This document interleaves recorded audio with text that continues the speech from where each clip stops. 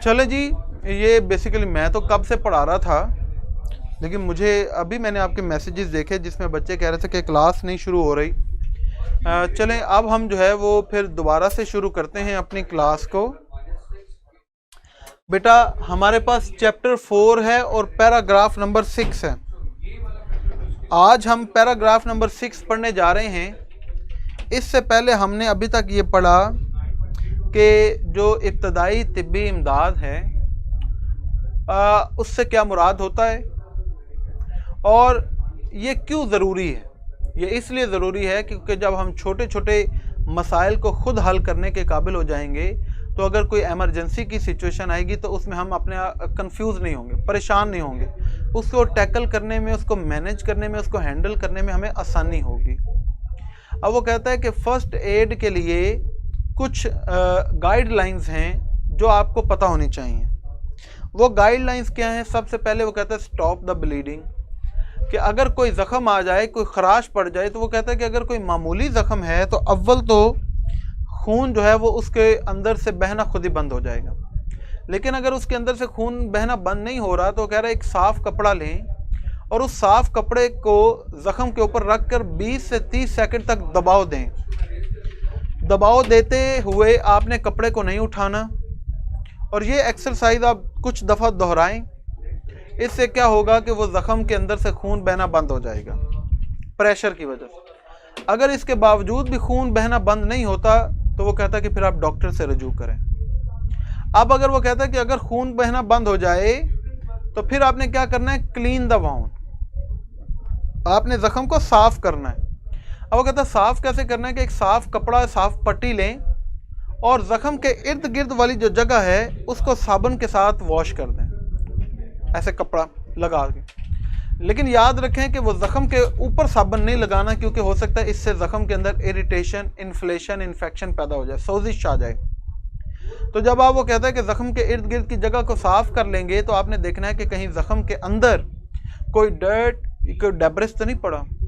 अगर कोई मट्टी या कोई और गंदगी से रिलेटेड कोई चीज़ भी आपको ज़ख़म के अंदर नज़र आए, कोई पार्टिकल, कोई एलिमेंट, कोई ज़रात नज़र आए, तो वो कहता है आपने वो हाथ से नहीं उठाने, ना ही वो उस कपड़े से साफ़ करने, बल्कि आपके पास जो फर्स्ट एड किट होगी उसके अंदर एक ट्वीज़र होगा।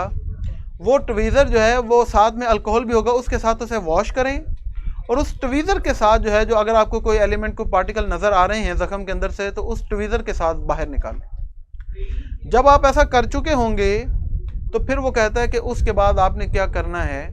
अप्लाई एन एंटीबायोटिक और ऑइंटमेंट, कि आपने ज़ख़म के ऊपर एक एंटीबायोटिक क्रीम या ऑइंटमेंट लगानी है।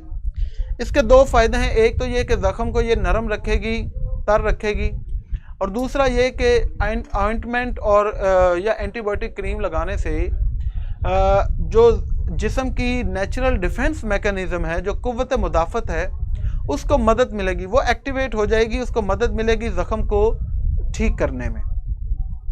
उसके बाद वो कहता है कवर द वुंड, जब आप एंटीबायोटिक क्रीम लगा चुके हों तो उसके बाद आपने ज़ख़म को ढांपना है।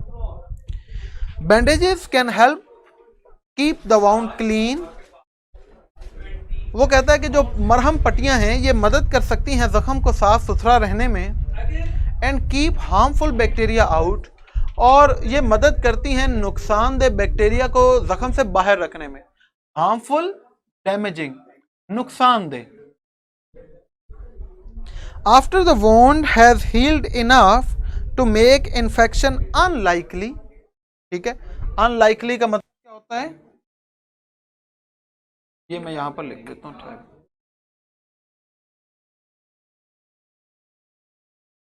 अनलाइकली का मतलब नो चांस, ठीक है, कोई मौका ना। और जब ज़ख़म इतना ठीक हो जाए कि अब उसके ख़राब होने का कोई चांस ना हो, कि अब वो मज़ीद जो है वो आगे ख़राब नहीं होगा, exposure to the air will speed wound healing. Exposure का मतलब ओपन, शो, एक्सपोज, सामना करना। तो वो फिर कहता है कि ज़ख़म का जो है वो उसको खुला छोड़ देना हवा में, उससे ज़ख़म के बेहतर होने में, ज़ख़म के ठीक होने की रफ्तार जो है वो बढ़ जाएगी। तो जब ज़ख़म के दोबारा ख़राब होने का इम्कान न रहे तो ज़ख़म को हवा में ओपन कर दें, खुला छोड़ दें, जो उसके ठीक होने की रफ्तार को बढ़ा देगा। ये मेरा बेटा पैराग्राफ 6 है। आगे हम जो है वो पैरा 7 की तरफ अब चलते हैं। पैरा 7 है चेंज द ड्रेसिंग, कि कब आपने अपनी पट्टी जो है वो ज़ख़म की बदलनी है। Change the dressing at least daily, कम अज़ कम पट्टी एक दफ़ा दिन में ज़रूर बदलें। और whenever it becomes wet और डर्टी, या फिर जब भी वो पट्टी गीली हो जाए या वो गंदी हो जाए, मैली हो जाए, तो पट्टी बदल दें। If you are allergic to adhesive, ये पट्टियाँ ना मुख्तलिफ़ तरह की होती हैं। कुछ होती हैं एडहेसिव जो ज़ख़म के साथ जो है वो जुड़ जाती हैं, चिमट जाती हैं। और कई ऐसी पट्टियाँ होती हैं जिनके अंदर वो ऐसे जो है वो साथ चिपकने वाला जो है वो कुछ ना कुछ हिस्सा होता है। जैसे आपको सनी प्लास्ट के अंदर वो है ना, वो चिपकने वाला बीच में वो हिस्सा जो है वो रखा होता है साथ साथ। तो वो कहता है कि कुछ पेशेंट्स जो हैं वो उस एडहेसिव की वजह से, वो जो चिपकने वाली चीज़ है उससे बड़े एलर्जिक होते हैं। ठीक है, तो वो कहता है कि अगर तो आप, ये मैं अभी इसका आपको सिनोनिम लिखवाता हूँ। If you are allergic to the adhesive used in most damages, अगर आपको चिपकने वाली पट्टी से एलर्जी होती है जो ज़्यादातर पट्टियों में इस्तेमाल होती है, switch to adhesive free dressings, तो आप बग़ैर चिपकने वाली पट्टी और स्टेराइल गॉज, ये स्टेराइल गॉज जो है जो जरासीम से पाक पट्टी होती है जालीदार, तो जरासीम से पाक जालीदार वाली पट्टी जो है हेल्ड इन प्लेस, उसको अपने ज़ख़म पर रखें विद पेपर टेप, और उसको पेपर टेप के साथ बंद कर दें। गॉज रोल और अ लूजली अप्लाइड इलास्टिक बैंडेज। अब वो कहता है कि गोल पट्टी या ढीली लचकदार पट्टी से बांधा जाता है, तो उस ज़ख़म को ऐसे बांध देते हैं। These supplies generally are available at pharmacies, ये चीज़ें आम तौर पर जो है वो दवाखानों में दस्तयाब होती हैं। अच्छा जी, यहाँ पर हमारे पास एक वर्ड है एडहेसिव। एडहेसिव का मतलब होता है स्टिकी, जो स्टिक कर जाती है, चिपकने वाली। ठीक है, गॉज का मतलब क्या है? जालीदार पट्टी। ठीक है, इसे स्ट्रिप कह सकते हैं, स्ट्रिप कह सकते हैं, पट्टी। Change the dressing at least daily, कम से कम रोज़ाना पट्टी बदलें। और whenever it becomes wet और डर्टी, या जब भी ये गीली या मैली हो जाए। If you are allergic to the adhesive, हाँ अगर आप यूज्ड इन मोस्ट बैंडेजेस, अगर आप ज़्यादातर पट्टियों के अंदर इस्तेमाल होने वाले जो चिपकने वाले जो मादा है उससे आप एलर्जिक हैं, तो फिर switch to adhesive free dressings, तो फिर आप बग़ैर चिपकने वाली पट्टी इस्तेमाल करें। और स्टेराइल गॉज, या फिर स्टेराइल गॉज जरासीम से पाक जालीदार पट्टी held in place with paper tape, उसको रखें ज़ख़म पर पेपर टेप के साथ। गॉज रोल और अ लूजली अप्लाइड इलास्टिक बैंडेज, एक जालीदार रोल के साथ और जो है वो ढीली लचकदार पट्टी के साथ उसको बांध दें। These supplies generally are available in pharmacies, ज़्यादातर या अमूमी तौर पर ये चीज़ें जो हैं वो दवाखानों में दस्तयाब होती हैं। अगला पैराग्राफ है जी, watch for signs of infection, और हमेशा जो है उन सिम्टम्स, साइन का मतलब क्या होता है? साइन का मानी सिम्टम, अलामत।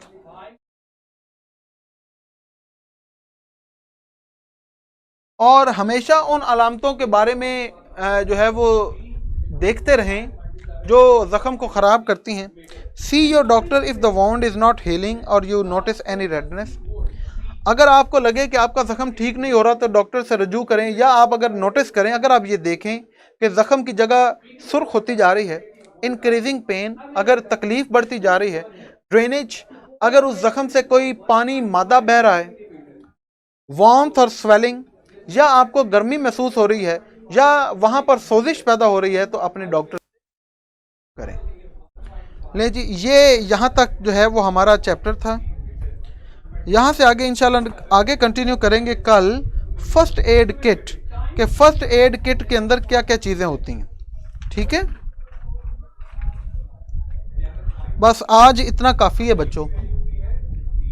अब हम थोड़ी देर जो है वो बातें करते हैं, गपशप लगाएंगे, और फिर उसके बाद अगर आपका कोई साथ में क्वेश्चन है तो आप क्वेश्चन भी पूछ सकते हैं। लेकिन आज मेरा ख्याल इतना काफ़ी है हमारे लिए। चलो जी, ज़नैरा कह रही क्लियर, गुड हो गया। ज़ैफ़ा भी कह रहा है क्लियर, क्लियर है, वेरी वेल मनाहल करे। अच्छा जी, गुड हो गया। ज़ैफ़ा कह रहे हैं what about essays. Oh yes, आपके एसेस मैंने जमा करवाने हैं, वो मैं अभी इंशाल्लाह इस क्लास के बाद जमा करवा दूंगा, वो आपको इंशाल्लाह मिल जाएंगे।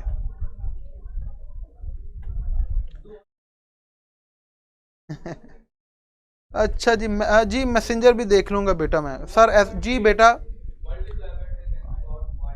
सारा कह रही है आपने प्रेस ही करवानी है। देखे बेटा, हम पंजाब टेक्स्ट बुक को कवर करता हूं मैं, उसमें प्रेस ही नहीं, लेकिन अगर आप कहें कि सर जी प्रेस ही करवा दें तो फिर इंशाल्लाह प्रेस ही मैं आपको ऐसे करवाऊंगा, आप याद रखेंगे, डोंट वरी जी।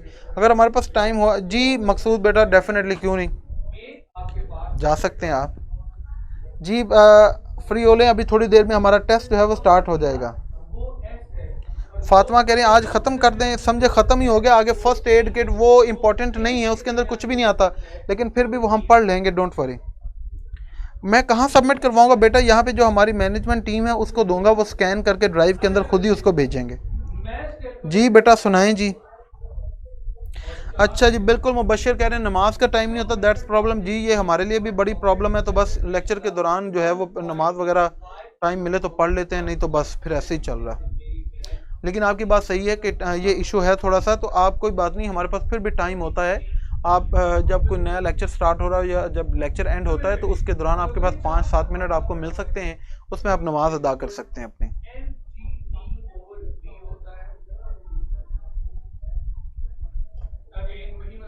जी महानूर बेटा, इंशाल्लाह पेयर ऑफ वर्ड्स भी हमने करने हैं, ये सारी चीज़ें आप देखिए, जैसे हमने अब देखिए ग्रामर भी स्टार्ट कर ली, पैराग्राफ भी कर लिया, ठीक है, ऐसे भी पढ़ लिया, तो ये आहिस्ता आहिस्ता सारी चीज़ें हो जाएंगी। ट्राई अगेन की एक्सरसाइज नहीं करवाई या बेटा करवाई है, आपको गलत फहमी की नहीं करवाई, बिल्कुल करवाई है मैंने। जी कलीम समरीज बेटा, किस चीज़ की समरी आप पूछ रहे हैं?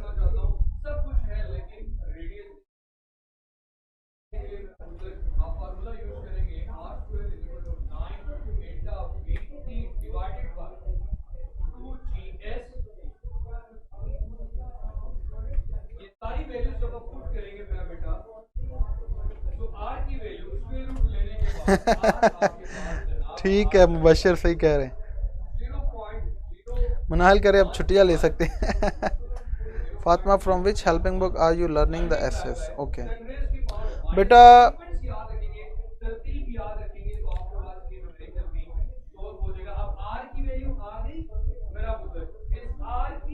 जी आयशा बेटा,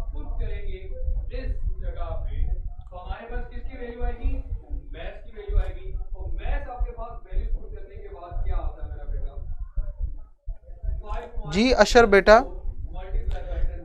जी आयशा बेटा, ये इंशाल्लाह एक नहीं सारे एसेस ही पोस्ट हो जाएंगे, डोंट वरी, इकट्ठे सारे ही आ जाएंगे, बेफिक्र रहें।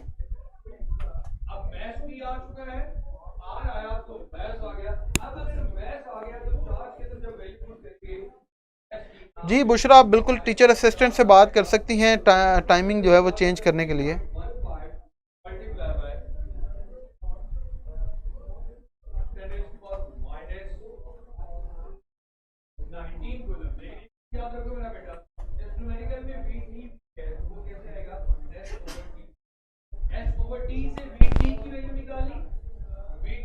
ओके अशर, ठीक है, वेलकम बेटा। वफा जी बिल्कुल बेटा, डेफिनेटली आप जा सकती हैं।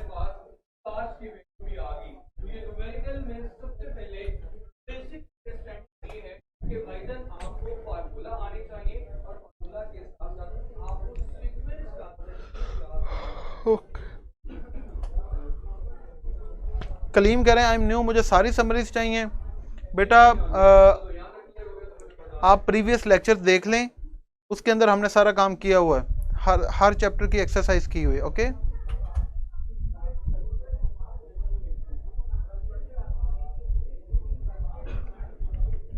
और आई थिंक कलीम आप जो है वो एक्सरसाइज के हवाले से बात कर रहे हो, क्योंकि जब आप पूछ रहे हो कि समरी तो हम सिर्फ पोएम की करते हैं। पोएम्स हमारी जो हैं वो 2 हैं आई थिंक, या 3 हैं, एक हमने अभी तक की है, तो उसके अलावा तो हम समरी नहीं कर रहे। आपको बेटा किसकी समरी चाहिए? Thank you so much Mubashir बेटा।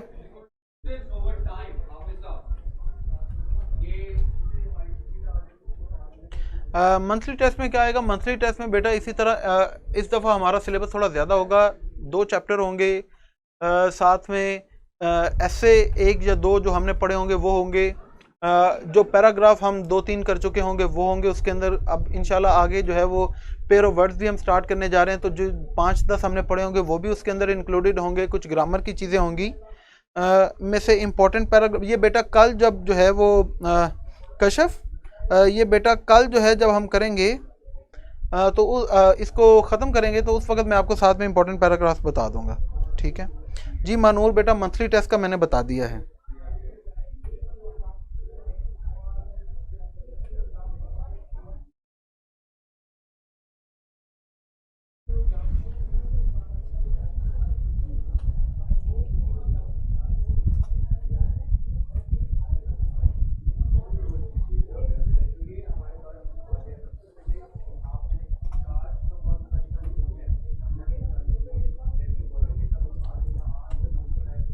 जी अशर बेटा करें जी क्वेश्चन, क्या क्वेश्चन है आपका?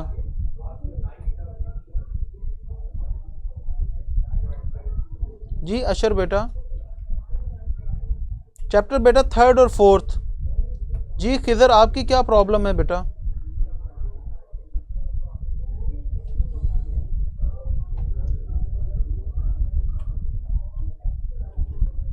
जी अशर और खिजर करें बेटा क्वेश्चन, क्या क्वेश्चन है जी आपका?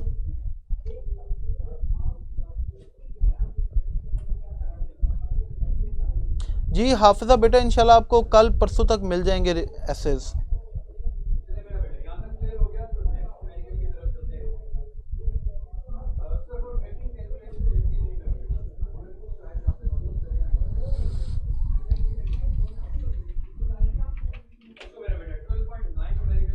खिजर कह रहे हैं जी मुझे वीडियो नहीं शो होती, तो ये जो है टीचर असिस्टेंट आपके इस इशू को रिजॉल्व कर देंगे खिजर बेटा। अच्छा जी, चैप्टर मानूर 3रा और 4था चैप्टर होगा जी। अशर कह रहे हैं पैरा भी तो 2 बेटा, कौन सा पैरा चाहिए जी?